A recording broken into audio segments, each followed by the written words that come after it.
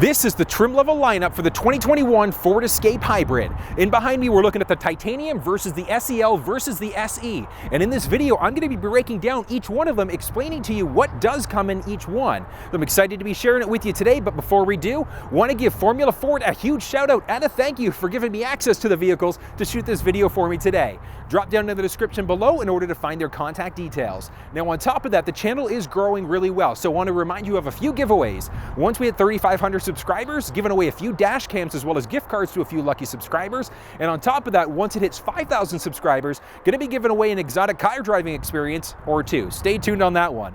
But let's dive into it, figure out what the differences are between these trim levels, and have a little bit of fun while we're doing it.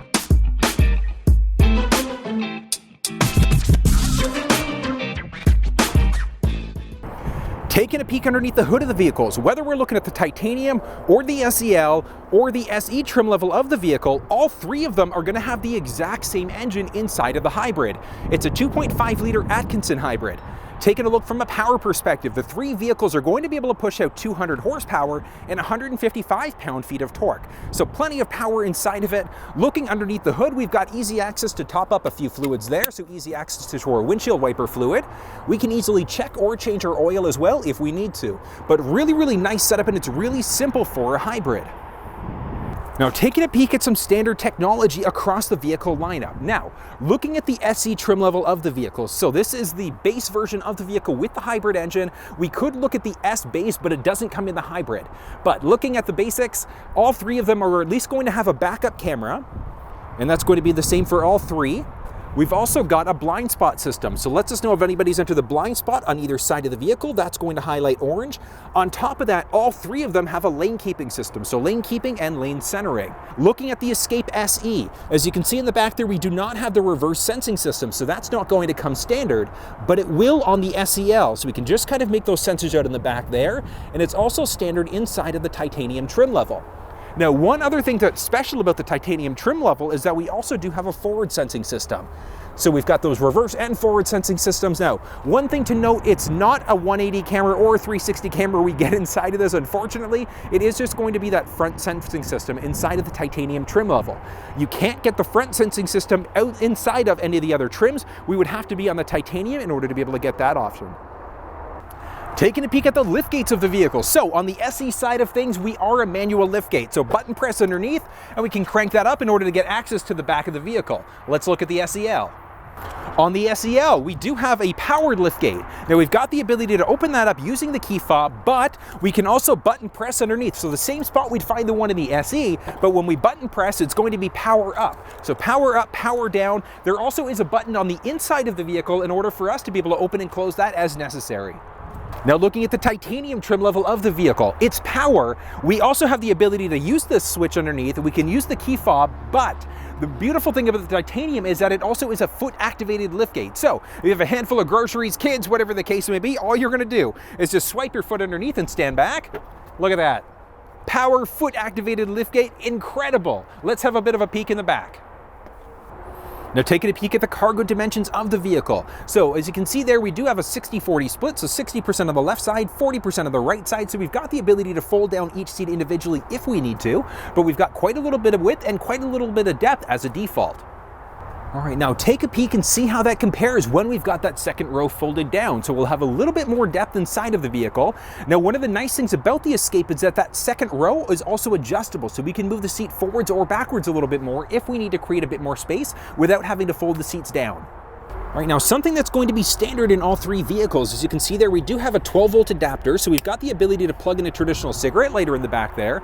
It's going to be the same for the SEL version of the vehicle. The Titanium is going to be the same setup with one difference. Now taking a peek there, we do still have that 12-volt adapter, but one thing that's different is that inside of the Titanium, we've got an upgraded Bang & Olufsen sound system, which means we get an extra speaker in the back there as well. So tons of power, and on top of that, great sound inside of this vehicle. Now across all three as well, taking a look, this is going to be the standard cargo cover. We do have the ability to add on a thermoplastic rubber tray instead, so we have a preference to go that route. You've got that capability. Just underneath across all three of them, as you can see there, we do have our mini spare tire. There also is the jack along the left side. We've got our spigot if we ever need to fill up the tank using a jerry can, and we've got a little bit of storage along the outside there. Now, in order to be able to fill up in gas in this thing, it is a very straightforward process, but in order to do it inside of the hybrids, we've actually got a locking gas cap. So what we need to do first and foremost is actually go in just to the left-hand side of the steering wheel there. We've got a button. So we're just going to press that button in order to be able to open up that gas cap.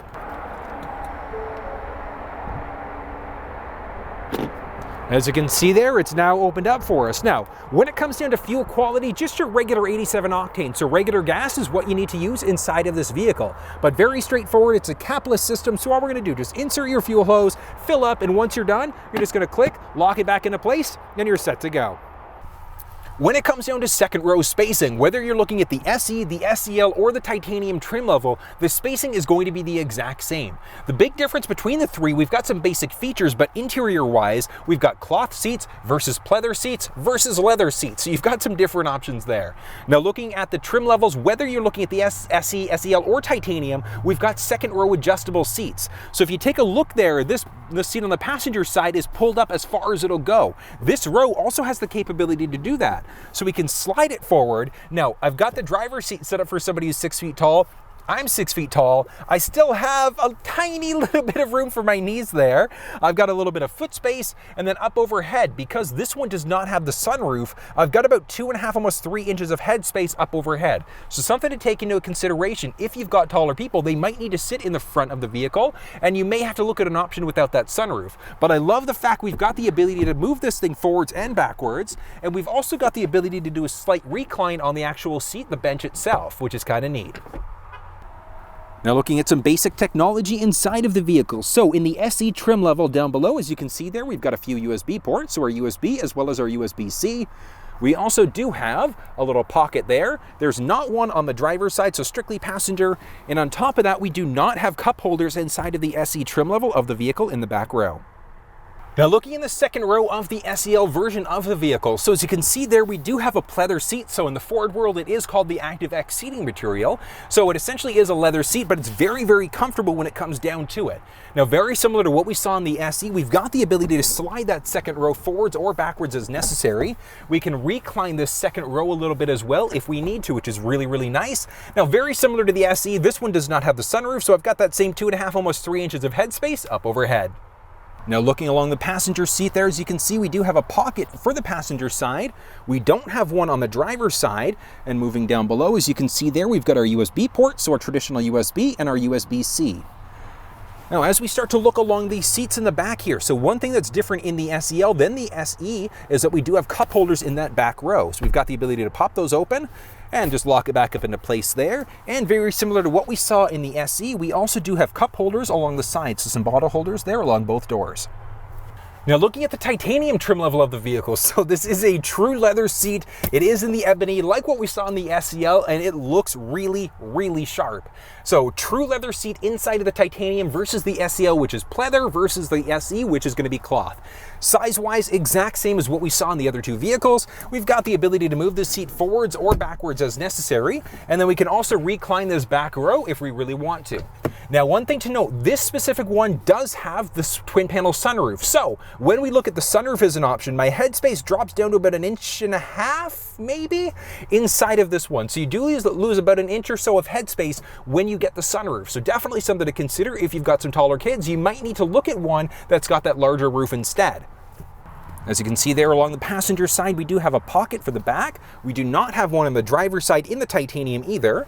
As we start to move down, so very similar to what we saw in the SE as well as the SEL, we do have a few USB ports, so our USB as well as our USB-C. Now looking on the back seat as well, very similar to the SEL trim level, we do have a few cup holders in the back there. We can just lift that up in order to lock it back into place. And along both the driver and the passenger door, we also do have a few cup holders. So cup holders along both sides. Looking along the driver's side door of the SE version of the vehicle. So as you can see there, we've got our unlock and our lock buttons, the ability to kill off power to those rear windows, adjust our side view mirrors, and then our window up and down. Now, one thing to note is that it is one button press for just the driver's side inside of the SE trim level. As we start to move inside, so very similar to what we're going to see across all three trim levels, we've got our gas release. We've got the ability to select what's going on with our running lamps. Honestly, the only two that I recommend you concern yourself with are going to be all the way at the top, so off, or our auto setting, so that A button there. And the reason why is because with the auto setting, it's automatically going to flip between the daytime or the nighttime running lamps, depending on how bright it is outside. And from there, we've also got the ability to either increase or decrease the brightness of that instrument cluster screen.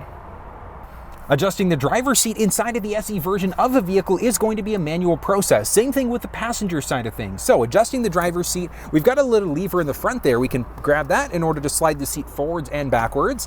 And on top of that, we've also got a few other levers there. So this first one is going to bring the seat either up or down. So if you're a little bit shorter, you've got the capabilities to raise that seat up or lower it if we need to. And then the next one is going to be for our backrest. So we can pull that up in order to bring our backrest forwards and backwards as necessary.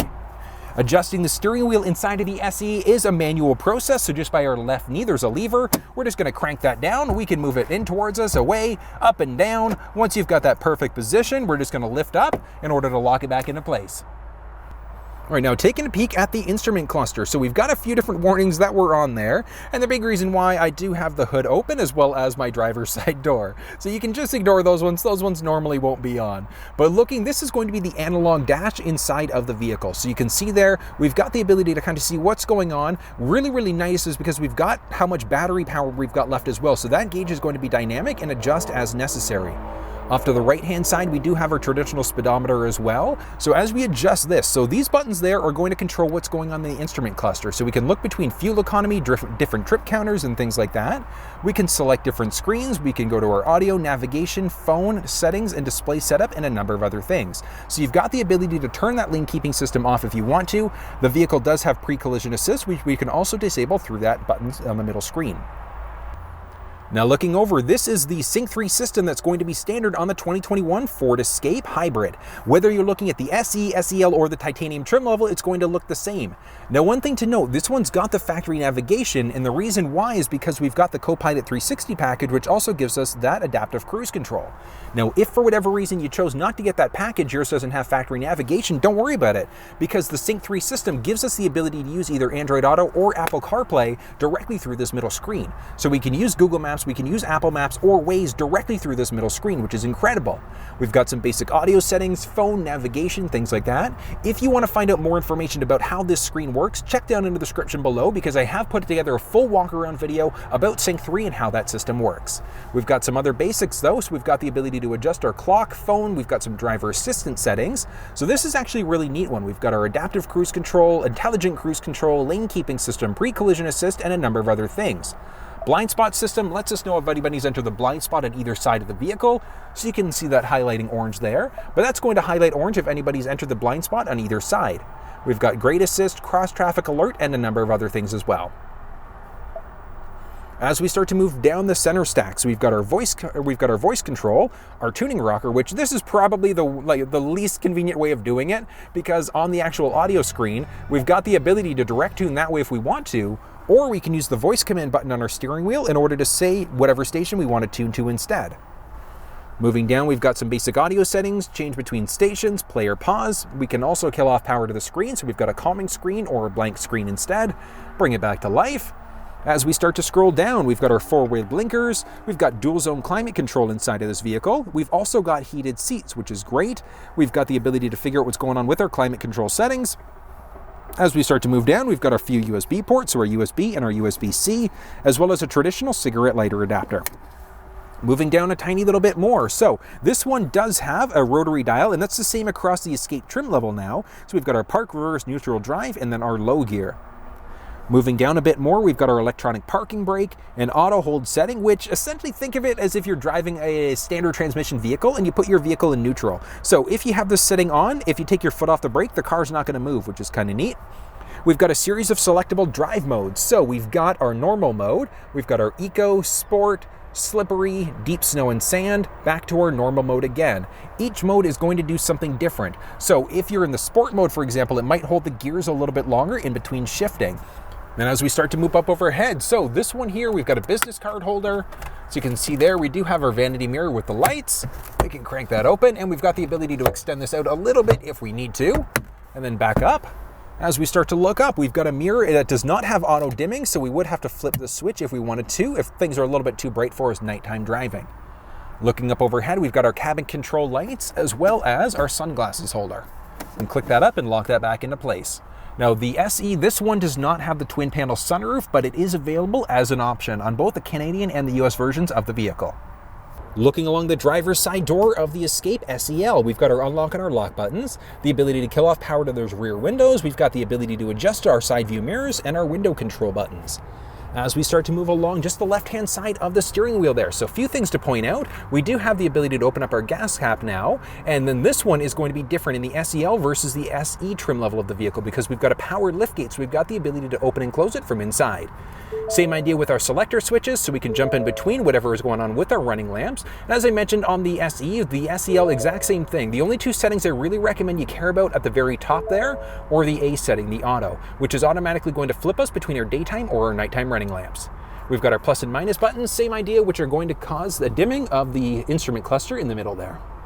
When it comes down to adjusting the seats inside of the SEL trim level, it is power on the driver's side and it is manual on the passenger side. Adjusting the steering wheel inside of the SEL is also a manual process. So just by our left knee, there's a lever there. Crank that lever down and it's telescopic, so we can move it in, away, up and down. Once you've got that perfect position, you're just going to take that lever, boom, lock it up, back into place. Right now, taking a peek at the steering wheel. So this vehicle also does have the Co-Pilot 360 Plus package, which is going to give us the adaptive cruise control, and we also do have factory navigation in that middle screen. Now, taking a peek just at the basics of the instrument cluster there. It is analog and it's the exact same setup as the SEL trim level of the vehicle. So we've got the ability to see what's going on with our battery as we go, and we've also got our speedometer there. So really, really neat. Now, looking at the actual buttons. So if this one did not have that Co-Pilot 360 Plus package, we would just have our normal cruise control setup there instead, but this one does have the adaptive cruise. We've got the ability to either increase or decrease the volume, and we can also mute out as necessary.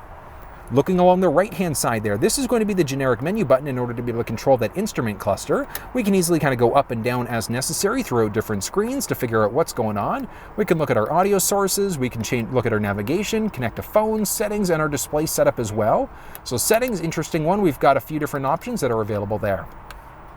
Moving down a tiny little bit more, so we've got a few other buttons which are going to either change songs or radio stations. We can either hang up or we can answer a phone call. And we've also got our voice command button. So voice command button is going to give us the ability to either make phone calls, we can change the radio station, but when we have factory navigation built in as well, we can also use that button in order to navigate to certain addresses, which is great. Now, taking a peek at the Sync 3 screen, this is the same screen setup we're going to see across the Escape trim level. So if we're looking at the SE, the SEL, or the Titanium, this is going to come standard. Now, if for whatever reason you chose not to get the factory navigation, don't worry about it. Sync 3 gives us the ability to use either Android Auto or Apple CarPlay directly through that middle screen, which means we can use either Google Maps, Apple Maps, or Waze directly through this middle screen, which is incredible. We've got some basic settings, so our audio, phone, navigation, and a few other things, but some basics there. So one of the big things to point out would be our driver assistant settings. So inside of the vehicle, because we do have the Co-Pilot 360 Plus package, we've got adaptive cruise, which also has intelligent cruise control. We've got a lane keeping system, pre-collision assist, we've got a grade assist, parking aid, cross-traffic alert, and a number of other things. Now, the parking aid is that beeping that we get as we start to back up. You can turn that one on or off if you don't like it. Cross-traffic alert, if a vehicle's coming perpendicular to us, behind us, the vehicle is going to let us know of a potential collision. And the pre-collision assist actually will pre-charge the brakes and automatically brake for you if the vehicle senses that there's a potential collision. So I love these basic features. As we start to move down, as you can see there, we've got our volume rockers. We can adjust the volume from there. We can turn our audio on or off. We can also tune our radio. This is probably the least effective method of tuning. Honestly, your best route is to go direct tune along the top or just use your voice on the steering wheel instead. As we start to move down, we've got our four-way blinkers. We've also got dual zone climate control inside of this vehicle as well. We've got the basic climate control settings, so what's going on with our fans. We've also got our heated seats and a heated steering wheel. Really, really nice. As we start to move down a tiny little bit more, exact same thing that we saw on the SE. We've got the ability to look at our USB cables, so we've got our USB and our USB-C, and we've also got a traditional cigarette lighter adapter. Moving down the center stack a bit more, we've got our park reverse neutral drive in this rotary shift, as well as our low gear. We've got our parking brake, our auto hold setting, as well as different drive modes. So our drive modes, very similar to what we just saw. We've got our normal, eco, sport, slippery, deep snow and sand, back to our normal again. When we're in different drive modes, that's going to do different things to the vehicle as well. Like when we're in our sport mode, the gears are going to hold longer. When we're in the slippery snow, we're also going to have our traction control disabled for us. And moving down a tiny little bit more, we also do have a little armrest. As you can see there, nothing inside of this one. We do have a pen holder there, as well as along the very top. As we start to move up overhead, so this one does have the business card holder. Moving this open, we do have our vanity mirror with lights. We can crank this open and slide it as necessary. Click it back into place there. As we start to move up overhead, as you can see there, we do have, it's not auto dimming, so inside of the SEL trim level, we do have to manually adjust this if we've got blinding lights behind us later on at night. We've got our cabin control lights, and we also do have our sunglasses holder, which is going to be standard inside our Ford vehicles. Now up overhead, this one also does not have the twin panel sunroof, but in the SEL trim level, it is available as an option. Looking along the driver's side door, so as you can see there, we do have a series of different buttons there, so we've got easy access to get inside of the vehicle if we don't have the key fob on us. So that's nice. There is a 5-digit factory number that is going to come standard, but you've got the ability to program in your own if you'd like to. Now we also do have the ability to just press the bottom buttons there if we ever need to lock the door, so that's one of the great things about that system. Now as we open this up, as we look along the driver's side door, so few things that we're going to notice that are different inside of the titanium trim level. We've got our unlock and our lock buttons, but we've also got seat memory buttons. So seat memory buttons are great because it's going to remember not only our driver's seat settings, but also our side view mirror settings, and we've got 3 individual profiles there. Moving down, we've got the ability to kill off power to those rear windows, adjust our side view mirrors, and then we've got some auto up and downs for our windows. Moving down, we also do have an upgraded 10-speaker Bang & Olufsen sound system inside of the 2021 Titanium. Looking just to the left-hand side of the steering wheel, so we've got the ability to open up our gas cap, we've got the ability to open up our foot-activated liftgate, so we can open and close it from the inside, selector switches to figure out what's going on with our running lamps, and very similar, what I recommend, honestly, just keep these 2 settings into account, so either the off setting along the top, or the auto setting there. Reason why I say to stay on the auto setting is because it's automatically going to flip us between our daytime or our nighttime running lamps, depending on how bright it is outside. We've got the ability to turn our fog lamps on or off, and we've got the ability to adjust the brightness on that instrument cluster screen in the middle there. Adjusting the driver's seat inside of the Escape Titanium Hybrid is a very straightforward process, and it is power, not only for the driver's seat, but also for the passenger seat. Adjusting the steering wheel inside of the vehicle is also going to be a manual process. So by our left knee, there's a little lever there. We're just going to crank that down, and we can slide the wheel towards us and away, so it's telescopic. We can go up and down. Once you've got that perfect position, you're just going to take that lever, crank it up, lock it back into place. All right, first things first, let's address the elephant in the car, this beautiful 12.3-inch cluster screen. Now that's going to be standard inside of the titanium trim level of the vehicle, and it's optional inside of the SEL trim level of the vehicle. So depending on if you want an instrument cluster that's digital or not, that's going to be the SEL versus the titanium. As I said, it's optional on that lower trim level, but it's got a really nice setup. We've got our speedometer along the left-hand side instead of the right side, and we've got the ability to see what's going on with our power on the right-hand side there. But I love it. I love the look of this thing. I love the color blue, so this setup, it looks really, really sharp to me. But looking at the actual steering wheel itself, so as a default, this one will have the Copilot 360 Plus package, which is going to give us the adaptive cruise control. But on this Sync 3 screen, we also do have factory navigation, so we'll get to that one in just a second. But back along the steering wheel, we've got regular cruise control, either adaptive or the intelligent cruise control because of that Copilot 360 Plus. Moving down, we've got the ability to increase or decrease the volume. We can mute out as necessary. Along the right-hand side, we've also got the ability to figure out what's going on with that cluster screen, so we can move this up or down as necessary. We've got a basic menu button as well, which is going to take us through some basic settings. Next up, as you can see there, we've got the ability to either change songs or radio stations. We can hang up on a phone call, answer a phone call, or we've got our voice command button. The voice command button, because we've got factory navigation, is going to let us not only make phone calls, we can change our radio station, or we've got the ability to navigate directly using our voice by pressing this button. As we start to actually look at this screen, so this Sync 3 screen is going to be standard across the trim levels of the vehicle. Now, one of the nice things is that even if you do have factory navigation, you've got the ability to use either Android or iPhones in order to be able to use Android Auto or Apple CarPlay directly through this middle screen. So if you prefer to use Waze, Google Maps, Apple Maps, etc., you've got the capabilities to do that all through this middle screen, which is incredible. We've got our audio settings, phone, navigation, and a number of other settings there. So some basic settings like our clock, radio, etc. We've got driver assistance settings, which are great, so adaptive, intelligent cruise control. We've got a lane keeping system that's either going to shake the steering wheel or recenter us and pull us back into our lane. Pre-collision assist is going to actively brake for us if the vehicle senses a collision. Our blind spot system lets us know if anybody's entered the blind spot on either side of the vehicle. So you can see that highlighting orange there, but that's going to highlight orange if anybody's entered the blind spot on either side. Cross traffic alert, so if a vehicle's coming perpendicular to us, it's going to let us know of a potential collision. And then traction control, we can toggle that on or off as necessary. As we start to move down, we've got our volume rocker. We can turn the audio on or off. We've got some basic audio settings there. We've also got the ability to change songs or radio stations, play or pause. We can also dim the switch, or dim the screen, I should say, so bring it to a calming screen, or we can turn it off completely and then bring it back to life again. Moving along the side there, as you can see, we also do have a tuning knob. The tuning knob, honestly, this is probably going to be the least effective method of tuning. Your best bet is honestly just to use your voice instead.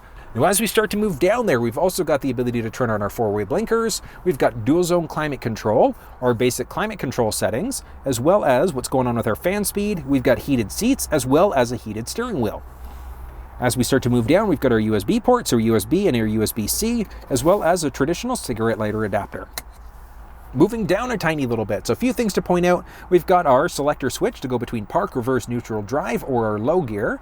And we've got our parking brake, our auto hold setting, which the auto hold setting essentially is going to hold us in place if we've got that on. So what that means is if you're stopped and you take your foot off the brake, the car's not going to move. Down a tiny little bit more, we've got a series of different drive modes. So drive modes that we've got are our normal, eco, sport, slippery, our snow sand assist, back to our normal conditions again. So each mode is going to do something different to the vehicle. Like in sport mode, the gears are going to hold a little bit longer, while in that slippery mode, it's going to kill off traction control for us automatically. So it's really smart what these vehicles can do. As we start to move back down again, so we've got the ability to turn off that beeping that we get for the reverse sensing system. So if that drives you crazy, you've got the ability to toggle it on or off as you'd like to. We've also got park assist. And that's one of the nice things about the Escape Titanium is that we've got park assist. So we've got the ability for the vehicle to help us out with parallel parking or perpendicular parking. It can help us out with parallel parking and also parallel park out. So if you struggle with parallel parking, the vehicle can help you out with that, which is great.